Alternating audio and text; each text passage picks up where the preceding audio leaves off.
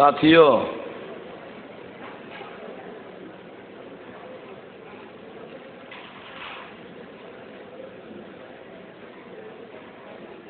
बामसेव के द्वारा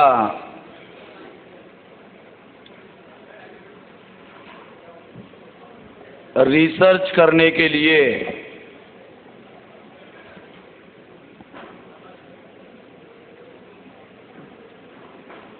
एक ऑर्गेनाइजेशन बनाया गया है।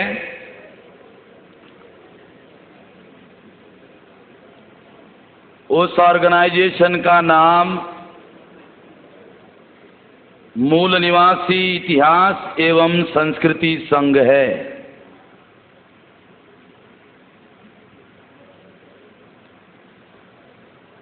आज का कार्यक्रम मूल निवासी इतिहास एवं संस्कृति संघ के द्वारा बाबा साहब अम्बेडकर का जो कन्वर्शन नागपुर में, जो धर्म परिवर्तन नागपुर में हुआ था, उस धर्म परिवर्तन को 50 साल हो रहे हैं। कल 50 साल हो जाएंगे। 50 साल होने के बाद भी बाबा साहब अम्बेडकर ने कन्वर्शन किस पर्पस के लिए, किस मकसद के लिए, किस गोल के लिए, किस लक्ष्य के लिए, किस टारगेट के लिए एक कन्वर्शन किया था, इसके बारे में कॉमन लोग, जो साधारण लोग हैं, ये साधारण लोगों में तो जानकारी नहीं है, मगर जिसे इंटेलिजेंसिया कहा जा सकता है, उन लोगों को भी जानकारी नहीं। साधारण लोगों का तो सवाल ही नहीं है, क्योंकि आमतौर पर मैं ये किताबें लेकर कभी भाषण करता नहीं हूं। रेफरेंसेस के लेकर आप लोगों ने कभी देखा होगा कि मैं ये रेफरेंसेस के लिए किताबें कभी लेकर के ये स्टेज पर नहीं बोलता हूं। वो पहली बार मैं ये किताबें जो है इसलिए रेफरेंस के तौर पर इधर रखा, क्योंकि जो बात मैं कह रहा हूं वो बहुत ज्यादा विवाद निर्माण करने वाली है। अभी मैं बोलने जा रहा हूं।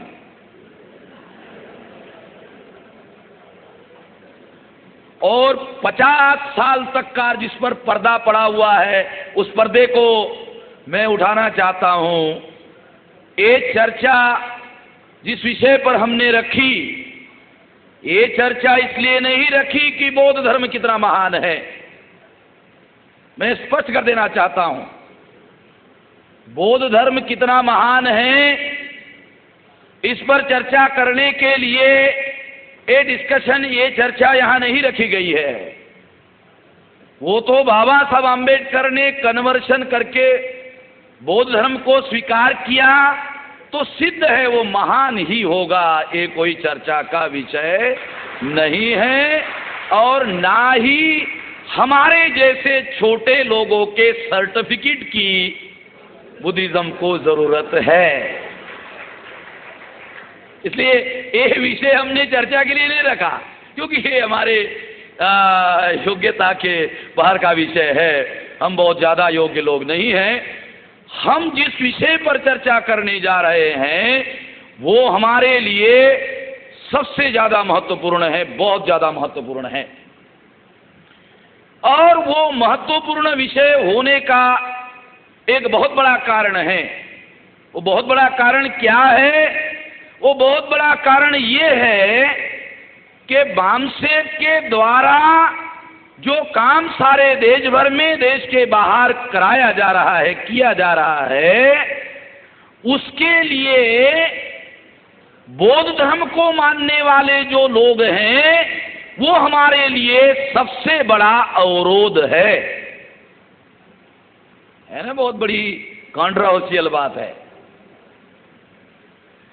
और वो अवरोध क्यों है?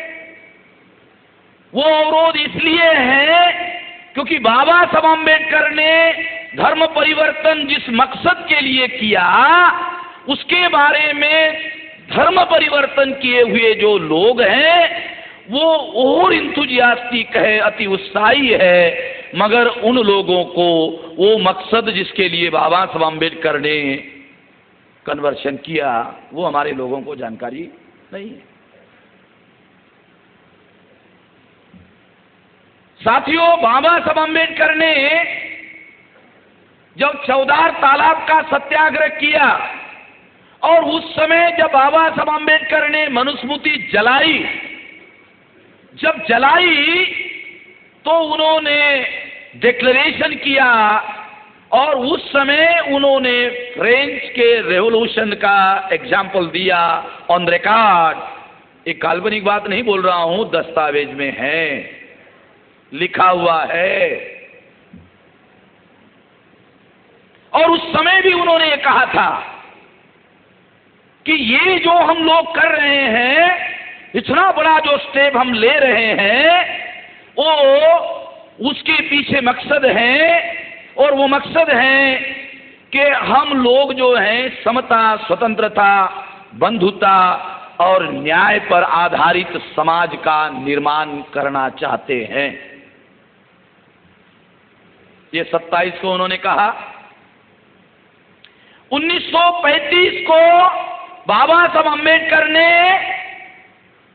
महाराष्ट्र में येवला है, मनमाड़ के पास में तहसील है, वहां उन्होंने धर्मांतर करने की घोषणा की, फिर रिपीट किया ऑन रिकॉर्ड। ये रिकॉर्ड भी मैंने यहां आपके लिए ए रिकॉर्ड, जब उन्होंने व्हाट पाथ फ्रीडम, मुक्ति कौन पथे नाम का बड़ा लंबा भाषण किया, वो भी रिकॉर्ड है और दस्तावेज है। एक काल्पनिक बात मैं नहीं कह रहा हूं। वहां भी उन्होंने इस बात को समता, स्वतंत्रता, बंधुता और न्याय पर आधारित लक्ष्य को, मकसद को उन्होंने फिर घोषित किया। ये हमारा लक्ष्य है। जब वास्तव में उन्होंने धर्म परिवर्तन किया, तो धर्म परिवर्तन किया तब भी उन्होंने इसको डिक्लेयर किया। यानी बड़ी बड़ी घटनाएं मैं आप लोगों को बता रहा हूं। पहली घटना 1927 की, दूसरी घटना 1935 की, फिर 35 को उन्होंने रिपीट किया, और 26 जनवरी 1950 को जब उन्होंने संविधान सभा में संविधान को पास किया, डिक्लेयर किया, भारत में लागू किया, तो फिर उन्होंने संविधान के पहले पन्ने पर preamble of the constitution, objective of the constitution में फिर डिक्लेयर किया कि हमें समता, स्वतंत्रता, बंधुता और न्याय पर आधारित समाज और राष्ट्र का निर्माण करना है। मैं एक खास बात आप लोगों को बताने का प्रयास कर रहा हूं कि बाबा साहब अम्बेडकर एक लक्ष्य, एक मकसद, एक उद्देश्य के बारे में बार बार रिपीट कर रहे हैं, और वो भी रिपीटेशन किसी साधारण घटना के तारीख को नहीं कर रहे हैं। जब बहुत बड़ी घटना हो रही है, उसी घटना के दौरान वो इस बात को रिपीट करते हैं। और लास्ट में जब उन्होंने धर्म परिवर्तन किया, तो फिर उन्होंने नागपुर में जो स्पीच किया, फिर उन्होंने इसको रिपीट किया।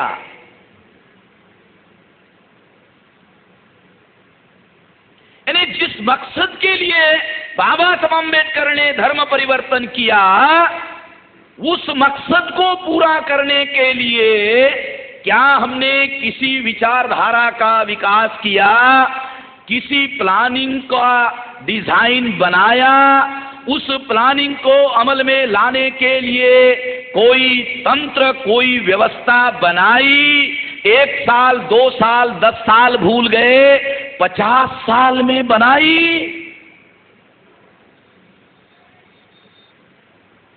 ये है हमारे सामने बहुत ज्यादा चिंता का विषय, बहुत ज्यादा गंभीर विषय।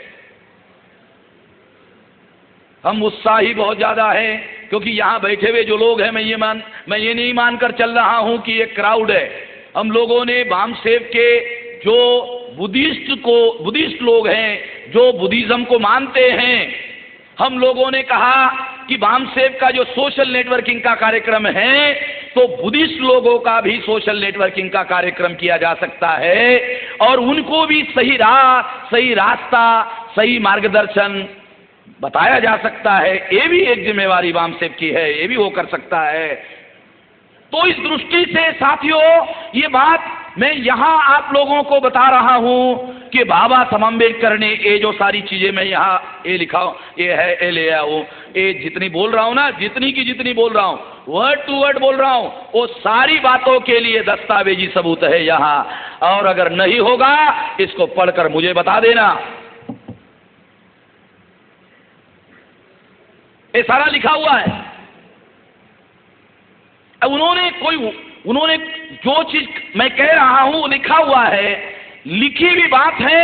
हम पढ़ते नहीं हैं और जो पढ़ते हैं उनको समझ में नहीं आता, जिनको समझ में आता है वो समझते हैं बताऊंगा तो लोग मेरी जिम्मेवारी लगाएंगे, मेरे पास तो समय ही नहीं है।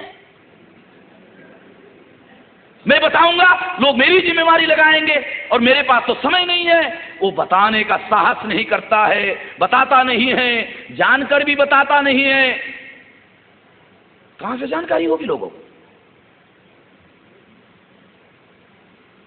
बाबा साहब अम्बेडकर ने नागपुर में भाषण जो किया, उस भाषण में बाबा साहब अम्बेडकर ने नागसेन जो महान भिक्षु थे, मिलिंद पन्न नाम का जो ग्रंथ उनके सवाल जवाब पर लिखा गया, उस ग्रंथ का रेफरेंस देकर बाबा साहब अम्बेडकर ने स्पीच में उदाहरण दिया कि किसी धर्म का पतन क्यों होता है, किसी रिलीजन का पतन क्यों होता है। तो नागसेन को जब मिलिंद राजा ने पूछा कि किसी धर्म का पतन क्यों होता है, तो उसने 3 कारण बताए। नंबर 1 कारण बताया, धर्म का पतन इसलिए होता है कि वो मूलतः ही कच्चा होता है, वो अपने अंदर से ही कच्चा होता है, इसलिए उसका पतन होता है। ये पहला कारण है।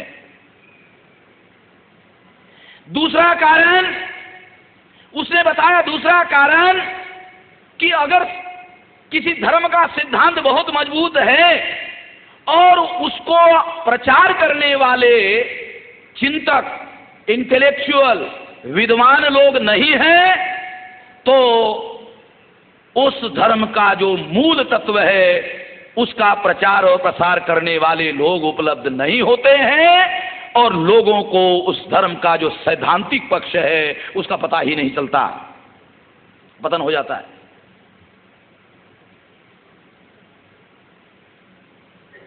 मैं आपको जो ये उदाहरण देने के पहले जो बात कह रहा था कि हमारे समाज का जो इंटेलेक्चुअल है या तो पढ़ता नहीं है, अगर पढ़ लिया तो उसको समझ में नहीं आता, अगर समझ में आया तो वो बताता नहीं है, अगर वो बताता है तो वो मानकर चलता है कि अगर मैंने बताया तो लोग कहेंगे आप जानते हो तो आप ही जिम्मेवारी ले लो, आप जिम्मेवारी उठाओ। तो वो जिम्मेवारी उठाने के लिए तैयार नहीं होता है, वो बताता ही नहीं है। ये इंटेलेक्चुअल जो लोग हैं, ये डिसऑनेस्ट इंटेलेक्चुअल जो लोग हैं, ये यहां रेफरेंस है।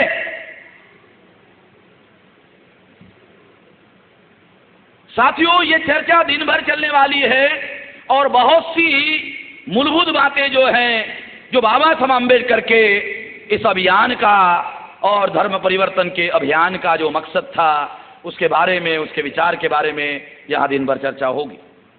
साथियों,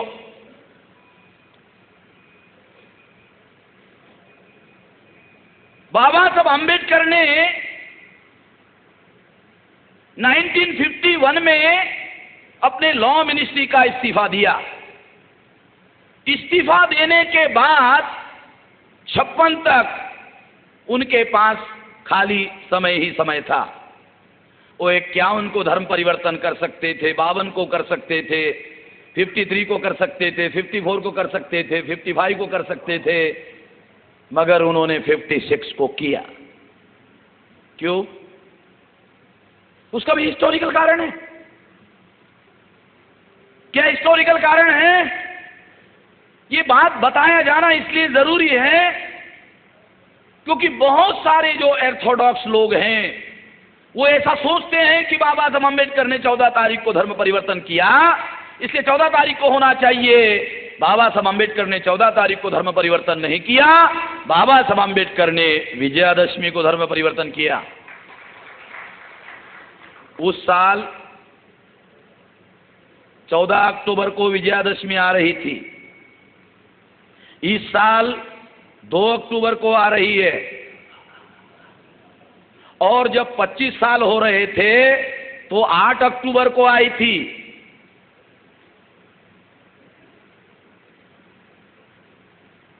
सोचने वाली बातें हैं। और केवल इतना ही कारण नहीं है, क्योंकि अक्टूबर तो हर साल आता है। 56 का ही अक्टूबर उन्होंने क्यों चुना? क्योंकि 56 को 2500 साल हो रहे थे।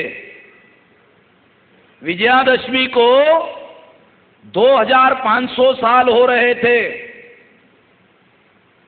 इसका मतलब है कि बाबा साहब अम्बेडकर जो हमारे लोग हैं, उन लोगों को उस विरासत के साथ जोड़ देना चाहते थे। रेल के लैंग्वेज में अगर कहा जाए शंटिंग करना चाहते थे, ये टूट गए तो शंटिंग करना चाहते थे, इसको जोड़ देना चाहते थे।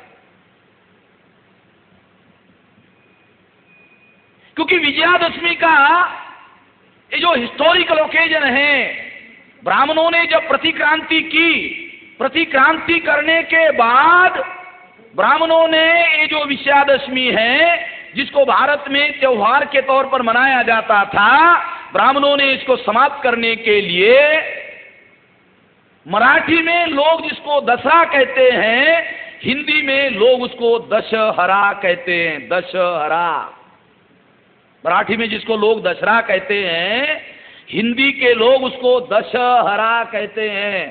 दशहरा का क्या मतलब है? ये जो रावण 10 मुख का है, उसको पराजित करने वाला राम जो है, उसने इसको पराजित किया, और पराजित करने वाला जो दिन है उसको उन्होंने दशहरा नाम दिया और विजयादशमी को गायब किया। विजयादशमी को गायब करने के लिए रावण को जलाने का कार्यक्रम शुरू किया। प्रतिक्रांति के बाद रामायण लिखा गया। प्रतिक्रांति के पहले राम और रामायण था ही नहीं, न राम था न रामायण था। ये भी इतिहास है भारत का। प्रतिक्रांति के बाद रामायण लिखा गया। प्रतिक्रांति के बाद रामायण लिखा गया, और रावण का जो प्रतीक है उसमें रावण को राक्षस बताया गया, उसको 10 मुख का बताया गया। बुद्धिज्म में 10 पारमिताओं का, 10 शिलों का बहुत ज्यादा आग्रह है, मान्यता है।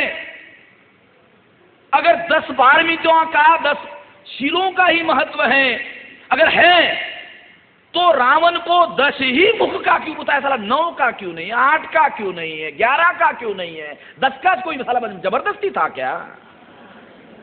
एक विचार की बात है। रावण को राक्षस बताया, उसको 10 मुख का बताया, फिर उसको प्रतीक बनाया, प्रतीक को राक्षस बनाकर उसको जलाने का कार्यक्रम शुरू किया। जिस रेजिम को उन्होंने खत्म किया था प्रतिक्रांति करके, ये संबंध है। ये संबंध बाबा साहब अम्बेडकर इतिहास में जानते थे। बाबा साहब अम्बेडकर ने इस बात को लिख कर रखा हुआ है। इसीलिए बाबा साहब अम्बेडकर इन सारी बातों का पुनर्जीवन करना चाहते थे और इसको जोड़ना चाहते थे। इस रेफरेंस में इस बात को समझना जरूरी है। सिंपली मामला नहीं है ये।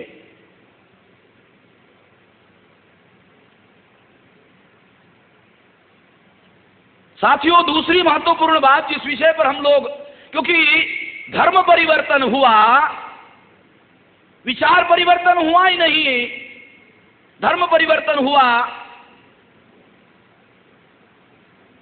विजयादशमी को धर्म परिवर्तन हुआ 50 साल हो रहे हैं। दुनिया में समीक्षा करने के लिए जब भारत सरकार समीक्षा करती है तो 1 साल की समीक्षा करती है कि बजट का क्या हुआ, 5 साल की समीक्षा करती है, 10 साल की समीक्षा करती है। जब आजादी को 50 साल हुए, 25 साल हुए, तो पार्लियामेंट का खास सेशन बुलाकर समीक्षा की। अभी 50 साल हो रहे हैं, तो हम लोगों को निश्चित रूप से समीक्षा करनी चाहिए कि जिस मकसद के लिए बाबा साहब आम्बेडकर ने कन्वर्शन किया, क्या उस मकसद के लिए हमने कोई काम किया। हमारे पास मापदंड है, समीक्षा करने का भी मापदंड है। मापदंड मैंने नहीं बनाया, मापदंड बाबा साहब आम्बेडकर ने बनाया। मापदंड क्या है, जिसके बारे में किसी का कोई विवाद नहीं हो सकता है। वो मापदंड क्या है, बाबा साहब आम्बेडकर ने किस मकसद के लिए धर्म परिवर्तन किया, कोई विवाद का विषय नहीं है। इसी को मापदंड का विषय बना दिया जाए। जिस मकसद के लिए बाबा साहब आम्बेडकर ने कन्वर्शन किया, उस मकसद को पूरा करने के लिए हमने कितना मार्च ऑन किया, कितना आगे बढ़े, यह है हमारे सामने सबसे ज्यादा महत्वपूर्ण और चिंतनीय विषय। इसके लिए ये विषय रखा हुआ है, धर्म परिवर्तन हुआ किंतु विचार परिवर्तन नहीं हुआ। यानी अगर बाबा साहब आम्बेडकर के मकसद के अनुसार, बाबा साहब आम्बेडकर के गोल के अनुसार, टारगेट के अनुसार अगर हमने अपना विचार बनाया होता, तो हम उस पर अमल करने के लिए अपना प्लान बनाते और उस पर अमल करने के लिए कोशिश करते, तो ज्यादा नहीं तो थोड़ा तो आगे बढ़ते, ज्यादा नहीं तो थोड़ा तो आगे बढ़ते। इसलिए साथियों, ये धर्म परिवर्तन हुआ, विचार परिवर्तन नहीं हुआ। इसके लिए मैं आपको 2 उदाहरण देना चाहता हूं। एक उदाहरण कि जिस मकसद के लिए बाबा साहब आम्बेडकर ने धर्म परिवर्तन किया, क्या हम उसको जानते हैं? क्योंकि हम अमल तो तब करेंगे जब हम जानते हैं। अगर नहीं जानते हैं तो अमल करने की कोशिश हम नहीं कर सकते। एक बात। दूसरी बात, जिन लोगों ने कन्वर्शन किया, वो जो लोग हैं वो क्या कर रहे हैं, वो प्रैक्टिकल में क्या कर रहे हैं, जरा हम लोग थोड़ा सा जानकारी करते हैं। क्या कर रहे हैं, क्या कर रहे हैं? मेरे नोटिस में इंफॉर्मेशन है। क्या इंफॉर्मेशन है?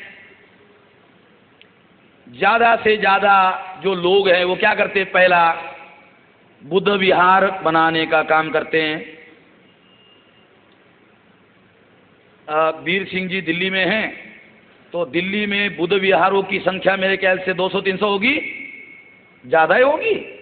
हाँ, और उन पर लगभग जितने विहार है उस पर बीजेपी का कब्जा है, लगभग बराबर है। हाँ, ये भी थोड़ा सा हम लोगों को जानना होगा। ये होना नहीं चाहिए मगर हो गया है। अगर ये हो गया है तो निश्चित रूप से हम लोगों को सोचना होगा कि जिन्होंने विहार बनाया था, बनाने के पहले सोचा था? अगर सोचा होता तो कब्जा होता, अगर सोचा होता तो कब्जा नहीं होता। अगर सोचा नहीं है तो इसीलिए तो कब्जा हो गया। दूसरी बात, बुद्ध विहार हो गया। बुद्ध विहार के अंदर क्या होता है? वंदना होती है, कैंडल जलाए जाते हैं, अगरबत्ती जलाई जाती है, और बुद्धा ने अगर कोई प्रवचन किया है तो उसका कभी कभार रिपीटेशन किया जाता है, और वो रिपीटेशन किया जाता है विदाउट एनी रेफरेंस। क्योंकि रेफरेंस बहुत इंपॉर्टेंट चीज होती है कि अगर आप वर्तमान समय की किसी समस्या को ध्यान में रखते हुए बुद्धा के रेफरेंस को उपयोग करते हो, तब तो उसकी प्रासंगिकता आप सिद्ध कर सकते हो, तब तो उसकी प्रासंगिकता है। अगर विदाउट एनी रेफरेंस, अगर आप सिंपली उसको रिपीट करते हो, तो रिपीट करने वाले को मालूम नहीं है ये विचारधारा एक हथियार है और हथियार की तरह विचारधारा का उपयोग करना चाहिए, ये उसको मालूम नहीं है। मैंने जो देखा हर जगह ये होता है। भिक्षु संघ के बारे में क्या कहा जाए, मैं क्यों कहूं। बाबा साहब आम्बेडकर ने जब धर्म परिवर्तन करने के लिए मामला हुआ तो उनके गुरु चंद्रमणि, बाबा साहब आम्बेडकर ने चंद्रमणि को पूछा, क्या पूछा, ये बहुत इंपॉर्टेंट चीज है, बहुत फंडामेंटल चीज है। क्या पूछा, ये धर्म परिवर्तन करने के लिए क्या करना होगा। तो उन्होंने कहा त्रिशरण पंचशील लेना होगा। क्या करना होगा, वो त्रिशरण पंचशील लेना होगा। तो बाबा साहब आम्बेडकर ने कहा त्रिशरण पंचशील लेना होगा तो क्या करना होगा। तो उन्होंने कहा बुद्धं शरणं गच्छामि, धम्मं शरणं गच्छामि, संघं शरणं गच्छामि, ऐसा 3 बार कहना होगा। चंद्रमणि जी ने बाबा साहब आम्बेडकर को कहा। तो बाबा साहब आम्बेडकर ने क्या कहा, बुद्धं शरणं गच्छामि के लिए मैं तैयार हूं, धम्मं शरणं गच्छामि उसके लिए मैं तैयार हूं, संघं शरणं गच्छामि इसके लिए मैं तैयार नहीं हूं।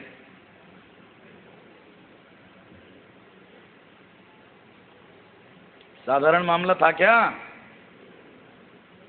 कोई साधारण बात थी और कोई साधारण आदमी कह रहा था। बात साधारण नहीं थी, साधारण आदमी कह नहीं रहा था, बगैर सोचे समझे भी नहीं कह रहा था, सोच समझकर विचार पूर्वक ये बात बाबा साहब आम्बेडकर चंद्रमणि जी के सामने उठा रहे थे। चंद्रमणि जी उस समय के भिक्षु संघ के सबसे बड़े गुरु और उनके ऊपर कोई उनके मुकाबले का कोई गुरु नहीं, उनको कह रहे हैं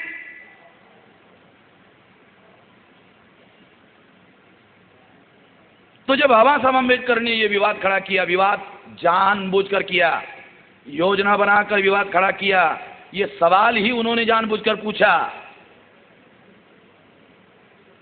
क्योंकि वो जानते थे और उन्होंने विवाद खड़ा किया। विवाद खड़ा होने की वजह से समस्या खड़ी हो गई कि क्या किया जाए। अगर ऐसा होता है तो संघ को अगर चरण नहीं जाते हैं तो ये तो कार्यक्रम नहीं हो सकता, कोई साधारण मामला थोड़ी था। तो बाबा साहब आम्बेडकर ने ही उनको कहा कोई रास्ता हो तो निकालो। बाबा साहब भी टेस्ट कर रहे थे अब गुरुओं की टेस्ट करना भी उपासक की भी समस्या है कि गुरु की कैसे टेस्ट ली जाए, समस्या है। उन्होंने कहा कि आप कोई रास्ता बताइए। गुरु ने रास्ता निकाला। चलो, उन्होंने कहा वर्तमान संघ को अगर आप शरण नहीं जाते हो कोई बात नहीं, बुद्धा के समय के संघ को तो शरण जाओगे। तो उन्होंने कहा हाँ, इसके लिए तो मैं तैयार। लॉजिकल बात है सारी चीज, हम लोगों को सीखने के लिए मैं सारी चीजें बता रहा हूं, ये कोई क्रिटिसिज्म नहीं है। हमको सीखना है, हमको वो तत्व सीखना है जो लोग इस बुद्धिज्म को आगे बढ़ाना चाहते हैं उसके लिए।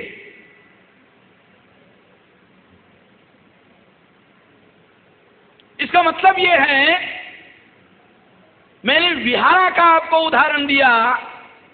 विहारा के अंदर में जो भिक्षु होता है उसके रेफरेंस में ये बात मैं आप लोगों को बता रहा हूं कि बाबा साहब आम्बेडकर का भिक्षु संघ पर जो मकसद उन्होंने डिसाइड किया था उस मकसद को पूरा करने के लिए वर्तमान भिक्षु संघ अप्रासंगिक है, ये उन्होंने घोषित कर दिया। साधारण बात नहीं थी। उन्होंने एक विवाद खड़ा करके बाबा साहब आम्बेडकर ने एक घोषित कर दिया, वर्तमान संघा जो है ये मैं जो मकसद निर्धारित किया हूं उसको पूरा करने के लिए प्रासंगिक नहीं है। एक आगे लिए किया, एक आगे लिए किया, नया संघ का निर्माण करना होगा। और जो बात मैं कह रहा हूं ये सब लिखी हुई है, ये सारा लिखा हुआ है, इसमें सब कुछ लिखा हुआ है। पढ़ने की जरूरत है, समझने की जरूरत है। और मुझे लगता है कि ये बामसेफ का और बामसेफ का नेशनल प्रेसिडेंट का काम नहीं है, ये मजबूरी में मुझे करना पड़ रहा है। ये मजबूरी में BAMCEF is non religious organisation, मगर ये काम मुझे मजबूरी में करना पड़ रहा है क्योंकि मैं इसकी अथॉरिटी नहीं हूं। जो लोग इसकी अथॉरिटी है उनको ये करना चाहिए, वो नहीं कर रहे हैं, इसलिए मैं मजबूर हूं, इसलिए मुझे करना पड़ रहा है। बहुत क्रिटिकल बातें हैं। वो संघ को मानने के लिए तैयार नहीं है, संघ पर विश्वास नहीं है, नए संघ का निर्माण करना चाहिए, लिखा है।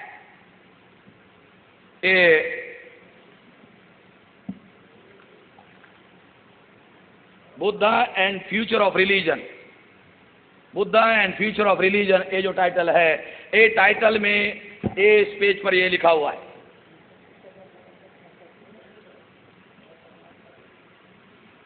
यानी मैं अपनी कोई बात नहीं बता रहा हूं, ये सारी की सारी बातें जो है, ये सारी की सारी बातें लिखी हुई है।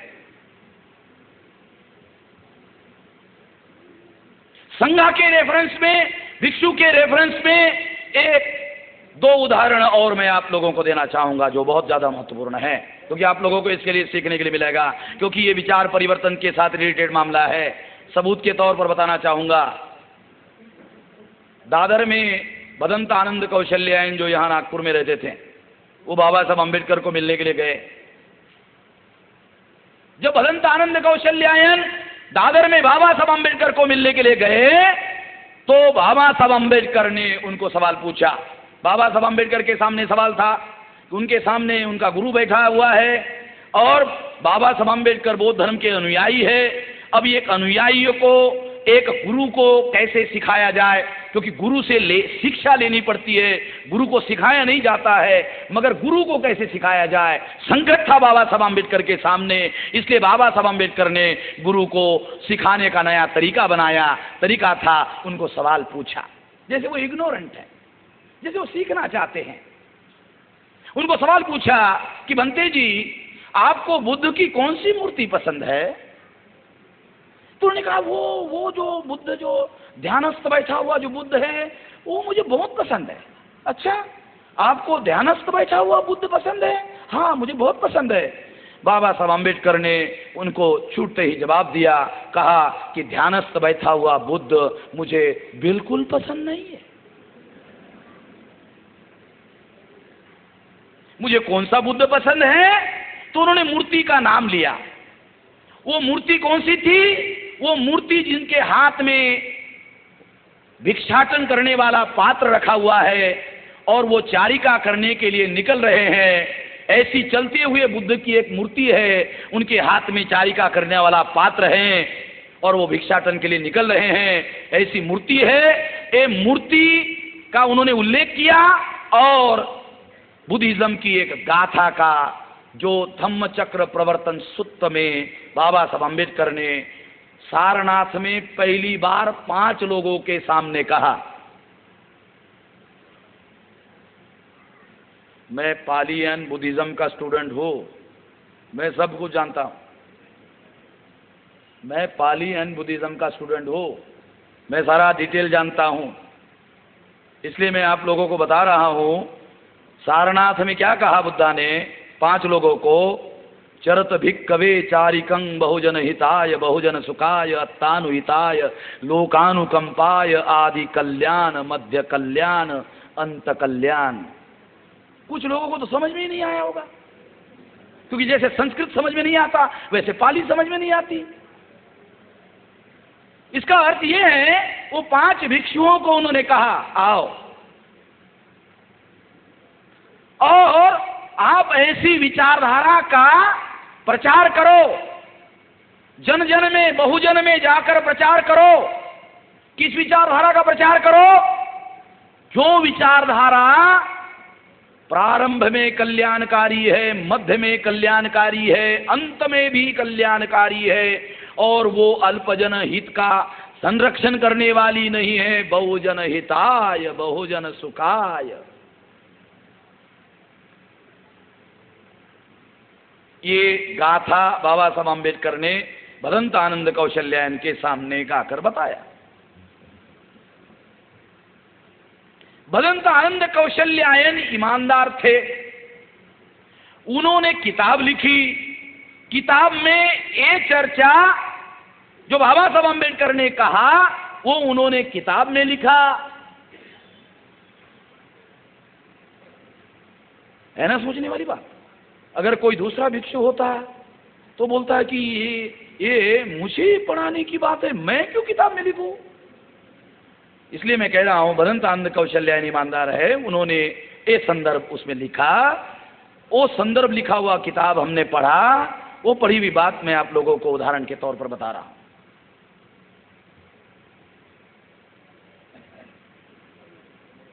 ये बात हम लोगों को समझना होगा, ये बात फंडामेंटली हम लोगों को समझना होगा। दूसरा उदाहरण, त्रैलोक के बौद्ध महासंघ के संस्थापक, मुझे उनका अभी नाम नहीं याद आ रहा है, संरक्षित, बनते संरक्षित, जो अंग्रेज हैं और इंग्लैंड के हैं, उनके सेंटर भी वहां है। वो बाबा साहब अम्बेडकर को मिलने के लिए दादर आए। दादर आए तो बाबा साहब अम्बेडकर ने भंते को सवाल पूछा, भंते आप क्या काम करते हो। तो भंते ने जवाब दिया कि मैं कलकत्ता में जो महाबोधि सोसाइटी है, उस महाबोधि सोसाइटी का जो मैगजीन है, उस मैगजीन में मैं संपादन का काम करता हूं।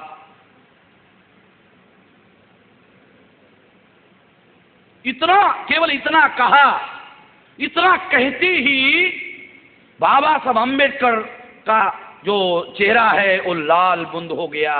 उनके आंखों में उग्र भाव पैदा हुए और उन्होंने उग्रता पूर्वक बनते संरक्षित को कहा कि आप उस महाबोधि सोसाइटी में काम करते हो जिसका प्रधान श्यामा प्रसाद मुखर्जी जो जनसंघ का प्रमुख है, उसमें काम करते हो, और तुम सोचते हो कि ओ श्यामा प्रसाद मुखर्जी ब्रह्माली ब्राह्मण भारत में बुद्धिज्म का प्रचार करेगा, ऐसा तुम सोचते हो। बाबा साहब अम्बेडकर जब उग्र हो गए और ऐसी बात कहने लगे तो बनते संरक्षित ने लिखा कि मैं तो घबरा गया, ये लाल हो गया था, उनकी चेहरे आंखें भी लाल हो गई थी और उग्र रूप से उन्होंने मुझे जवाब दिया। ये बात बनते संरक्षित ने आम्बेडकर एंड बुद्धिज्म नाम का जो किताब लिखा उसमें उन्होंने ये बात लिखी। क्यों बता रहा हूं ये उदाहरण मैं आप लोगों को? ये उदाहरण मैं इसलिए आप लोगों को बता रहा हूं क्योंकि वर्तमान में भिक्षु संघ और भिक्षु संघ के अन्य जो कुछ भी हो रहा है, अगर वो लोग ये जो रेफरेंस बाबा साहब अम्बेडकर ने दिया हुआ है, अगर इस बात को ध्यान में नहीं रखते हैं तो वर्तमान में भी वो कुछ काम करने लायक नहीं हो सकते। उनको अंदर से ब्राह्मण लोग जो है सैबोटेज करने का काम करेंगे और उनका कार्य फेल हो जाएगा। ये बाबा साहब अम्बेडकर इसलिए कह रहे हैं कि इतिहास से कुछ सबक सीखना चाहिए। अगर इतिहास से हम सबक नहीं सीखते हैं तो ये काम हम सफल नहीं कर सकते। ये बात साथियों हम लोगों को ध्यान रखना होगा।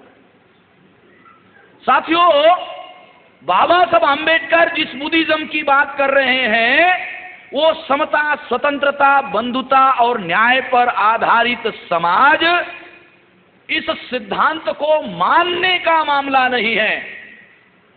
ये भी थोड़ा मैं आप लोगों को बता दूं। बाबा साहब अम्बेडकर को इसको केवल मात्र मानने की बात नहीं कह रहे हैं, बाबा साहब अम्बेडकर इसको प्रस्तापित करने की बात कह रहे हैं। मी केवल ओ मराठी में, मी केवल समतेला मानणार नसून समतेला प्रस्तापित करण्याचा प्रयत्न करेन। मराठी लोग अगर है तो उनको ये बात समझ में आएगी। मैं केवल समता को मानता ही नहीं हूं, बल्कि समता को प्रस्तावित करने का प्रयास करूंगा। बहुत अलग बात है। मानना अलग चीज है और प्रस्तावित करना अलग चीज है। दो अलग अलग चीजें हैं, दो की रणनीति अलग अलग है। आप बहुत सारी बातों को मानने वाले हो सकते हैं, मगर उसके लिए करने वाले नहीं हो सकते। तो आपके मानने का क्या मतलब है? कुछ लोग कहते हैं कि दुनिया में अनाचार क्यों बढ़ता है? अत्याचार करने वालों की वजह से अनाचार नहीं बढ़ता है, बल्कि सज्जन लोग अत्याचार का विरोध नहीं करते हैं, इसलिए अनाचार बढ़ता है। गुड पीपल, अच्छे लोग जो हैं इसका विरोध नहीं करते हैं, इस वजह से ऐसा होता है। तो इसलिए साथियों, जो बात मैं आप लोगों को बता रहा हूं बहुत ज्यादा क्रिटिकल बातें हैं, और ये बहुत सारी बातें जो हैं इसका संबंध, जैसे मैं कह रहा हूं, एक भिक्षु और भिक्षु संघ के साथ रिलेटेड है। बाबा साहब आंबेडकर भिक्षु संघ के ऊपर यकीन नहीं करते थे, विश्वास नहीं करते थे। और अगर आप लोग इस चीज को मान्यता नहीं दोगे तो आप लोग इस बात को काम करने के लिए विफल हो जाओगे। अगर आज आपको समझ में नहीं आ रहा है, 10, 20, 25 साल जाने के बाद जब आप पीछे देखोगे तो आपको लगेगा अरे साला हम तो वही के वही है। इसलिए पहले आपको बता रहा हूं, पहले से आपको बता रहा हूं, बाबा साहब अम्बेडकर विजिलेंट थे। वो क्या करना चाहते थे, क्यों करना चाहते थे, कैसे करना चाहते थे, उसके लिए किस औजार को हथियार के तौर पर इस्तेमाल करना चाहते थे, सारी चीजें उन्होंने प्लान के तौर पर बनाई हुई है, योजना के तौर पर बनाई हुई है। ये सारी चीजें लिखी हुई है और ये सारी चीजें जो है आप लोगों को करना होगा। बाबा साहब अम्बेडकर करना चाहते थे, ये सारी चीजें बाबा साहब अम्बेडकर करना चाहते थे। चलो आपको थोड़ा पढ़ के बताता हूं ताकि आप लोगों को पता चले कि ये जो मैं कह रहा हूं कितनी गंभीर बात है। अंग्रेजी में उन्होंने कहा, देखा, how could this ideal of spreading Buddhism be realise, यानी ये वास्तव में इसको कैसे रूपांतरित किया जा सकता है बुद्धिज्म को। तो उन्होंने कहा 3 steps appear to be quite necessary.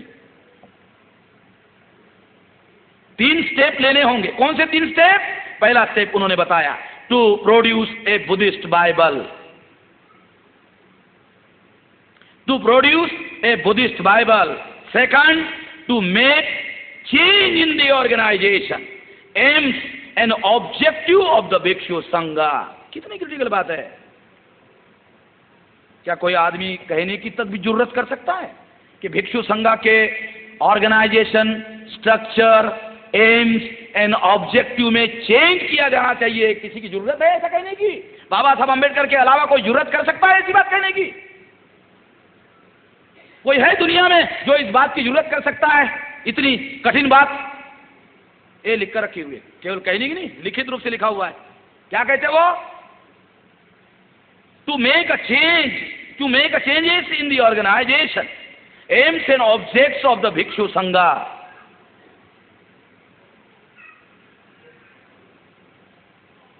और तीसरा, बहुत, क्योंकि ये मैंने सब्जेक्ट पहले लिखा पर्चा में और बाद में पढ़ा, ये बाबा साहब ने लिखा हुआ जो है ये बाद में पढ़ा। सब्जेक्ट मैंने पहले लिखा। क्या लिखा कि ये वैश्विक सुव्यवस्था निर्माण करने के लिए विश्व बौद्ध संघ का गठन कैसे किया जाए। बाबा साहब अम्बेडकर क्या कहते हैं? To set up a world Buddhist mission.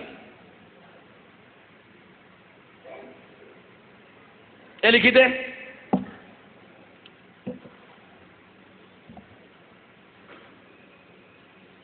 ये लिखित है। ये मुझे कल वो भी पढ़ने के लिए मुझे मॉर्निंग में समय मिला, आज मॉर्निंग में समय मिला।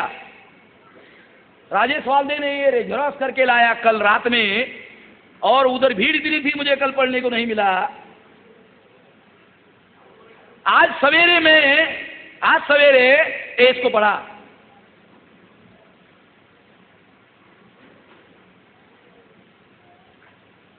ये कितनी और इसका टाइटल क्या है? ये जो चैप्टर है इसका टाइटल क्या है? टाइटल से रिलेटेड ये मैटर है। क्या टाइटल है? Buddha and his future of his religion. इसका भविष्य निर्धारित करने के लिए ये करना होगा। नहीं करोगे कुछ नहीं होने वाला। कुछ भी करते रहो, कुछ भी करते रहो, कुछ नहीं होने वाला। हमारे सारे लोग जो है विहारा में कर्मकांड, भिक्षु लोग जो है वो ब्राह्मण लोग सत्यनारायण करते हैं, और ये लोग वो परित्राण पाठ करके वो भी धागा बांधते हैं, वो भी धागा बांधते हैं।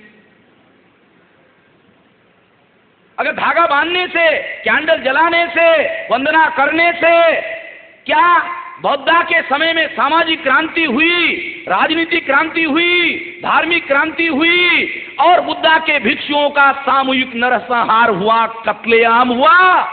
अगर वो कैंडल ही जलाते, वंदना ही करते और विद विहारा में ही बैठे रहते तो उनका कत्लेआम क्यों होता?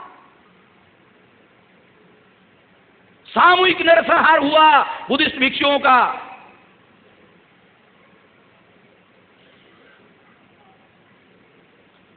अगर सामूहिक नरसंहार हुआ तो निश्चित रूप से जो इस देश में कोई इंटरेस्ट ग्रुप था उसके विरोध में उन्होंने ओपन स्टैंड लिया, खुला स्टैंड लिया। केवल खुला स्टैंड नहीं लिया बल्कि उस पर उन्होंने प्रैक्टिकल में अमल करने का प्रयास किया, इसलिए उनका सामूहिक नरसंहार हुआ।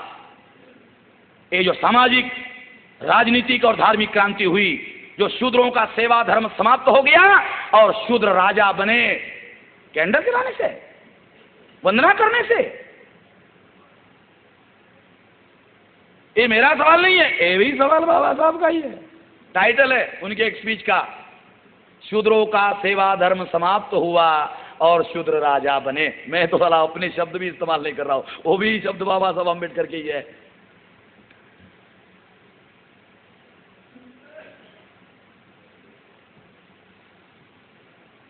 क्या हमने इसके लिए अपने अंदर 50 साल में कोई विचार का परिवर्तन किया? इस मकसद के लिए, इस उद्देश्य के लिए? क्या ये काम जैसे भंते नागसेन ने मिलिंद राजा को बताया था किसी धर्म का पतन कैसे होता है, क्यों होता है, तो उन्होंने कारण बताया कि अगर उस समाज के इंटेलेक्चुअल लोग ना हो और वो उस धर्म का मूल तत्व जो है उस पर वाद विवाद चर्चा समझाने का काम ना करे तो उस धर्म का पतन होता है। क्या साधारण लोग जो बुद्ध विहारा में प्रार्थना करने के लिए जाते हैं, जो कैंडल जलाते हैं, जो वहां जाकर के वंदना करते हैं, क्या हम लोग उनको दोष दें? मैं नहीं मानता उन लोगों को दोष दिया जा सकता है। मैं नहीं मानता कि उन लोगों को दोष दिया जाना चाहिए। जो सिंपली फॉलो करने वाले लोग हैं उन लोगों को दोष नहीं दिया जा सकता, वो इसके लिए दोषी नहीं है। समाज का जो इंटेलिजेंसिया है, हमारे समाज का जो इंटेलिजेंसिया है, वो इंटेलिजेंसिया क्या ये काम कर रहा है? जो ये कर सकता है क्या वो कर रहा है? ये है हमारे सामने सबसे बड़ा सवाल। ये काम नहीं किया गया।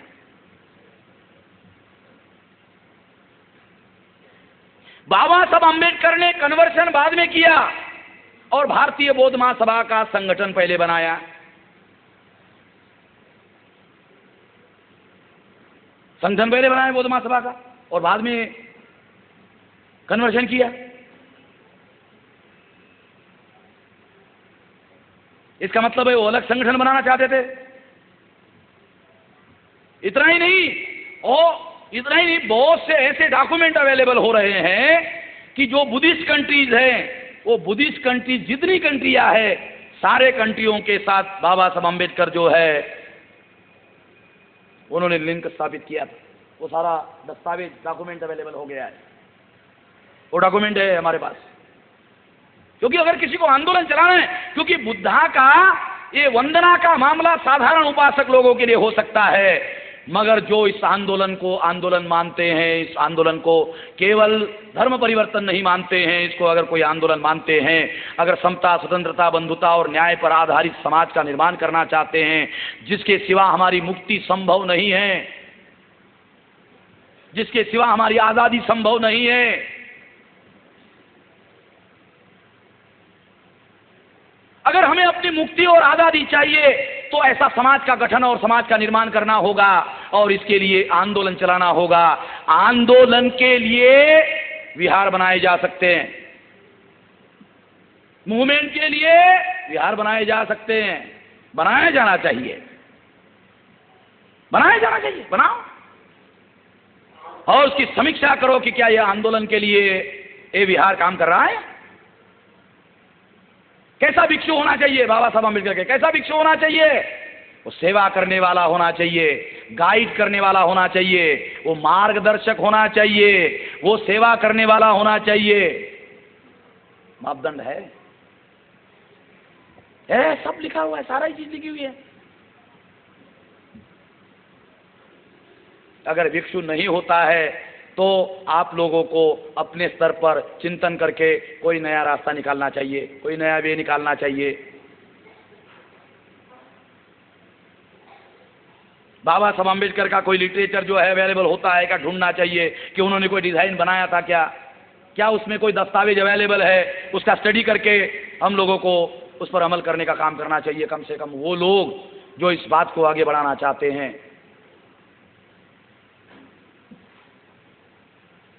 अगर आप कोई एक्शन निरुद्देश करते हो, निरुद्देश करने का कोई मीनिंग नहीं है। अगर आप किसी उद्देश्य पूर्ति के लिए कोई कार्य करते हो तो कार्य का मूल्यांकन उद्देश्य पूर्ति के संदर्भ में किया जाना चाहिए। अगर कार्य का मूल्यांकन उद्देश्य पूर्ति के संदर्भ में नहीं करते हो, उस कार्य का कोई मूल्य नहीं है।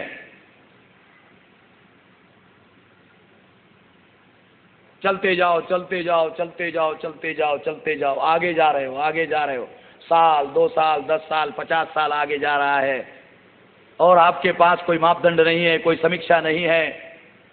शेर जब जंगल में चलता है तो जानते हो क्या करता है?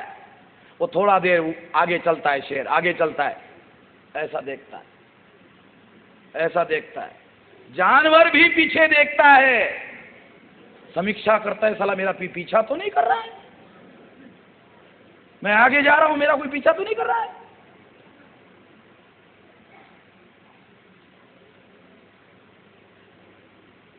पचास साल चले गए, हमको अभी तो करना चाहिए, समीक्षा करनी चाहिए।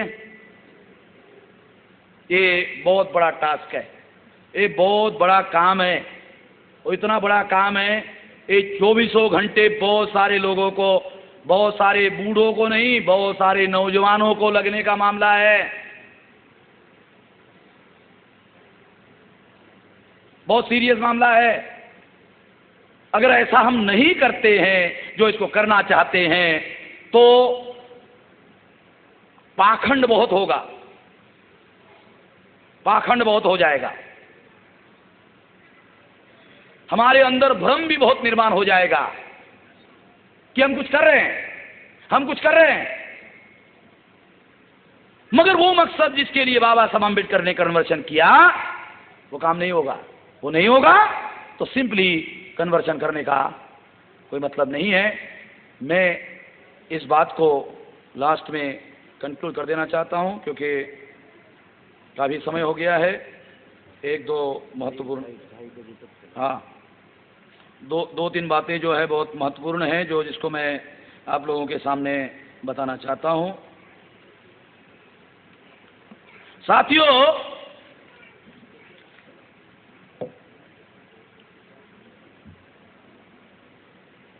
बुद्धा ने 80 साल उम्र की 80 साल तक सबसे बड़ा कौन सा काम किया? उन्होंने मोर्चा निकाला, उन्होंने जिंदाबाद मुर्दाबाद कहा, ऐसा तो कुछ भी नहीं किया। कौन सा काम किया उन्होंने? जिस दिन बुद्धा का मृत्यु हुआ उस दिन भी बुद्धा ने विचार परिवर्तन का काम किया। वो चुंद के घर में गए, और वहां उन्होंने प्रवचन किया और विचारधारा के आधार पर लोगों को बदलने का काम किया, और उसके बाद आनंद को कहा कि अब मेरा परिनिर्वाण होगा, अब मैं जाने वाला हूं।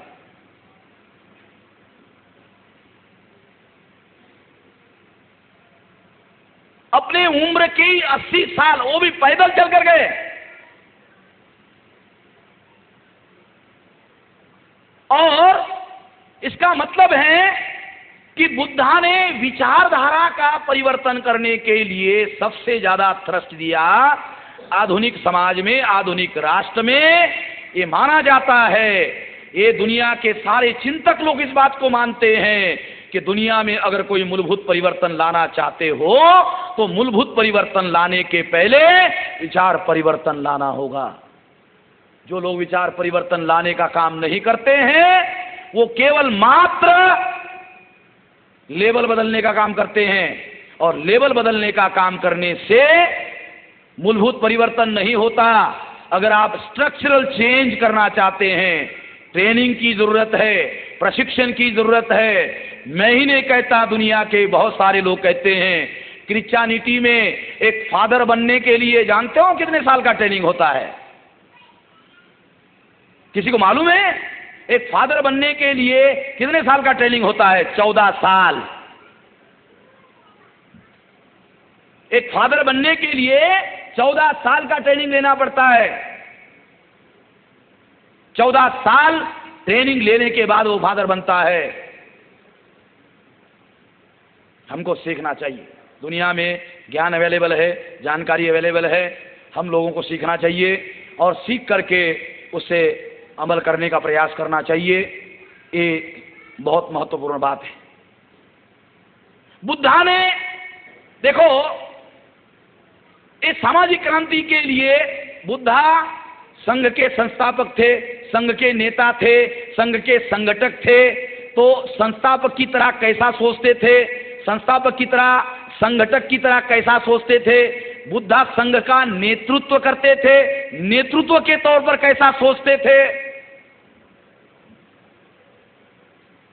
ये भी एक सोचने का तरीका है भाई। वो संस्थापक थे, संगठक थे और संघ के नेता थे। नेता थे तो कैसा सोचते थे? संगठक के तौर पर कैसा सोचते थे, संस्थापक के तौर पर कैसा सोचते थे, नेतृत्व के तौर पर कैसा सोचते थे? आंदोलन चलाना है तो संगठन चाहिए, संगठन होगा तो आंदोलन होगा। आंदोलन के लिए पूर्व शर्त है संगठन। संगठन बुद्धा ने निर्माण किया 2550 साल पहले। दुनिया में इतना विशाल संगठन कोई अवेलेबल नहीं है। अशोका ने तीसरी संगति ली, 60,000 भिक्षुओं को निकालकर बाहर कर दिया। अगर 60,000 को बाहर कर दिया तो अंदर कितने होंगे? अंदाज तो लगाओ। 60,000 को बाहर कर दिया, ये इन्फिल्ट्रेटर है। 60,000 ब्राह्मणों को निकालकर भिक्षु संघ से बाहर कर दिया।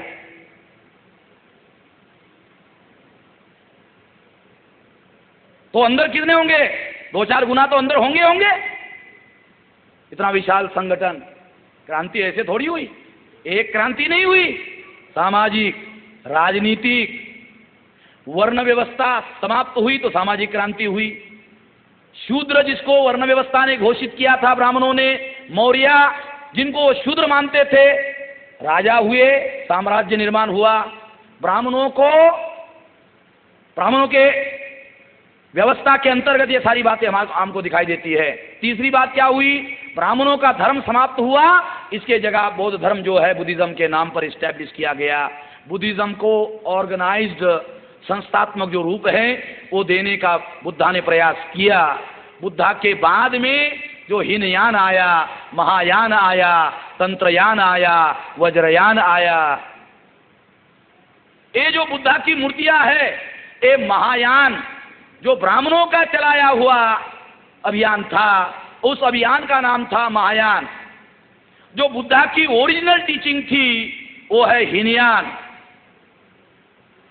जो बाबा साहब अम्बेडकर ने रिसर्च किया, उस रिसर्च का नाम बुद्धा एंड हिज धम्मा में अगर देना हो तो उसको ना आप हीनयान कह सकते हो, न महायान कह सकते हो, न तंत्रयान कह सकते हो, न वज्रयान कह सकते हो, इसको आप बुद्धयान कह सकते हो।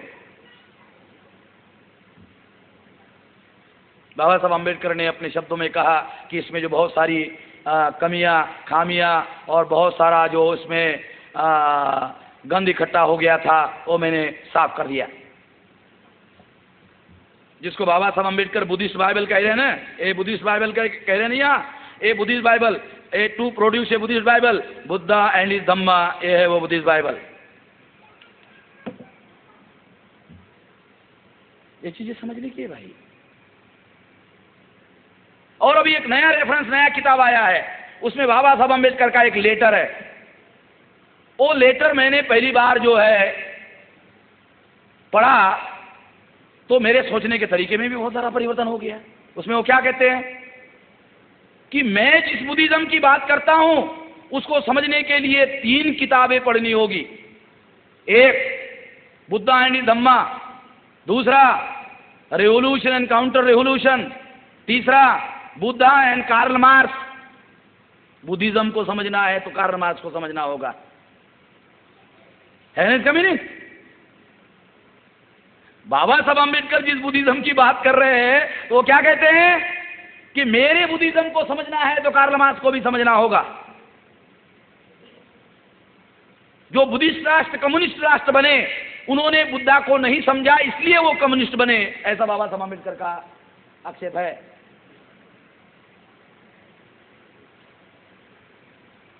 इसलिए साथियों,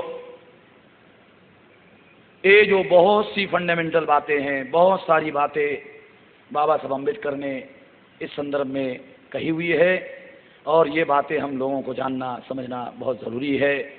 जो उनका धर्म परिवर्तन था, अगर एक संदर्भ में देखा जाए, जैसा विश्वास जी ने कहा, ये धर्म परिवर्तन नहीं था।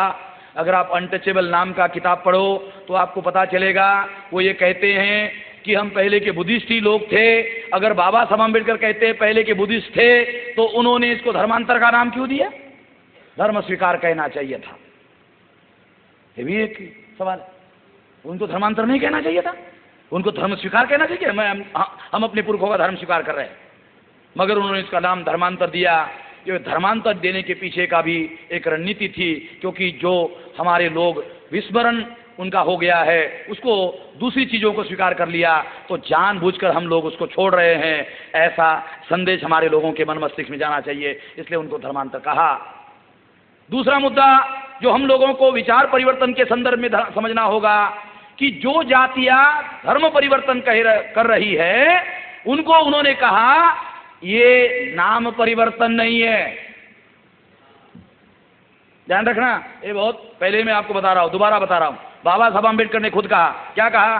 ये नाम परिवर्तन नहीं है, क्योंकि बाबा साहब अम्बेडकर के सामने महार अपने को चोखा मेला कहते थे, पंजाब के चूड़ा अपने को वाल्मीकि कहते थे, उत्तर भारत के चमार अपने को रविदासी कहते थे, जो दर्जी हैं वो अपने को नामदेव कहते थे। बाबा साहब ने क्या कहा? ये नाम परिवर्तन है, इससे समस्या का समाधान नहीं होगा, ये सिंपली ये रीनेमिंग है, इससे कोई फर्क पड़ने वाला नहीं है। मूलभूत परिवर्तन करना होगा तो धर्म परिवर्तन करना होगा। इस रेफरेंस में हम लोगों को समझना होगा। तीसरा मूलभूत मुद्दा यह है कि बाबा साहब अम्बेडकर, क्योंकि हमारे लोगों का जो व्यवहार कॉन्ट्राडिक्टरी है, इसलिए मैं ये मुद्दा आप लोगों को रिपीट करके बता रहा हूं। बाबा साहब क्या कहते हैं? बाबा साहब कहते हैं मनुष्य धर्म के लिए नहीं है। बहुत फंडामेंटल बात बता रहा हूं मैं आप लोगों को। मनुष्य धर्म के लिए नहीं है। जो मनुष्य धर्म के लिए होता है वो धर्म को शरणागत जाता है, जो शरणागत जाता है वो भक्ति करता है, जो भक्ति करता है उसका सत्यानाश होता है।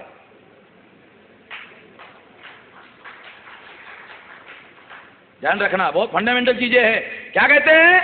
मनुष्य धर्म के लिए नहीं है, धर्म मनुष्य के लिए है। धर्म को मनुष्य के कल्याण का विचार करना चाहिए, और कल्याण होता है या नहीं होता है इसके आधार पर धर्म को अपनी खुद की समीक्षा करनी चाहिए। कल्याण होता है तो ठीक है, नहीं कल्याण होता है तो काहे का धर्म? काहे का धर्म? क्या मतलब है उस धर्म का?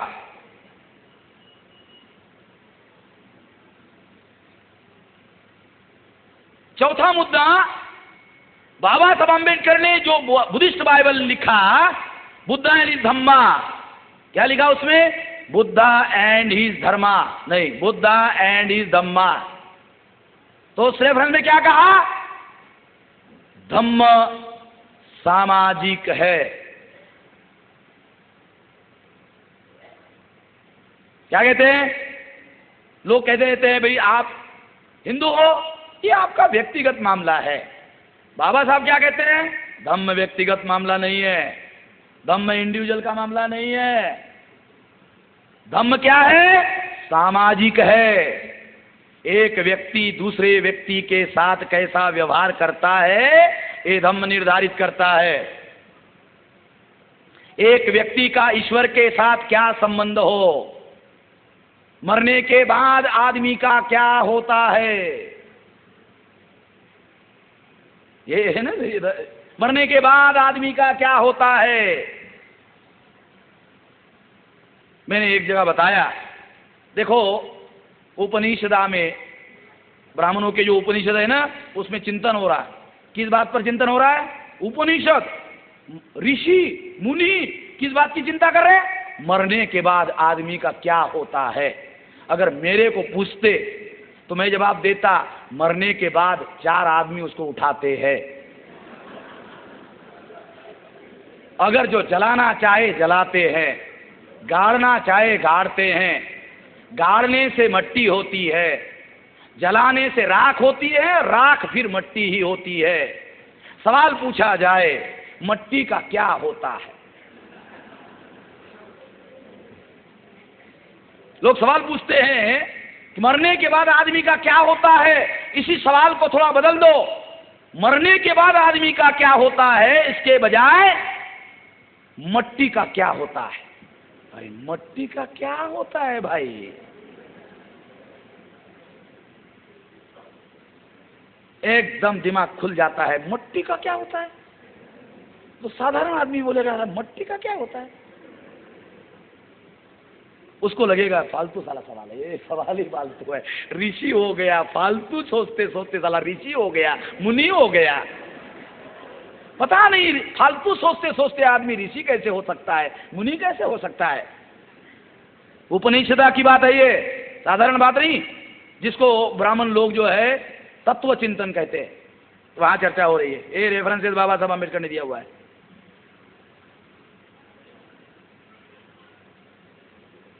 तो ऐसी बहुत सी बातें हैं जो विचार परिवर्तन के साथ रिलेटेड हैं, और इसका कहीं पर भी दूर दूर तक उन लोगों के साथ संबंध नहीं है।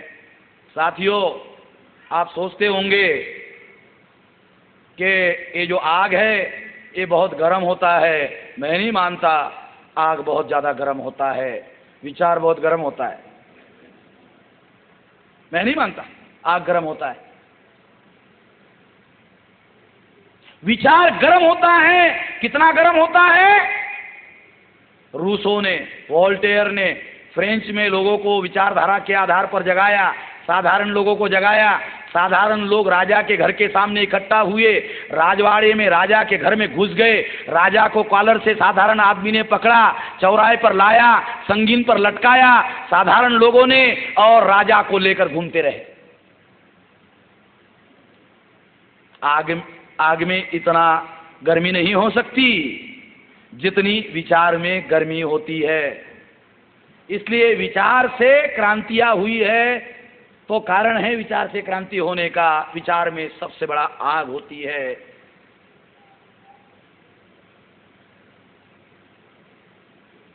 इसलिए साथियों, आप लोगों को जो विरासत बाबा साहब अम्बेडकर ने बुद्धास की विरासत दी, क्या वास्तव में हम लोगों ने समझने का प्रयास किया कि ये जो विरासत हमको बाबा साहब अम्बेडकर ने दी, क्या उसको समझने का हमने प्रयास किया?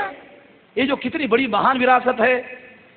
भारत के बाहर जो देश है वो भारत को बुद्धा और अशोका के नाम पर जानते हैं, राम श्याम के नाम पर कोई नहीं जानता यूरोप में। अगर राम श्याम के नाम पर जानते हैं यूरोप में, तो हरे रामा हरे कृष्णा के नाम पर वो पीते रहते, चिलिम पीते रहते, हरे रामा हरे कृष्णा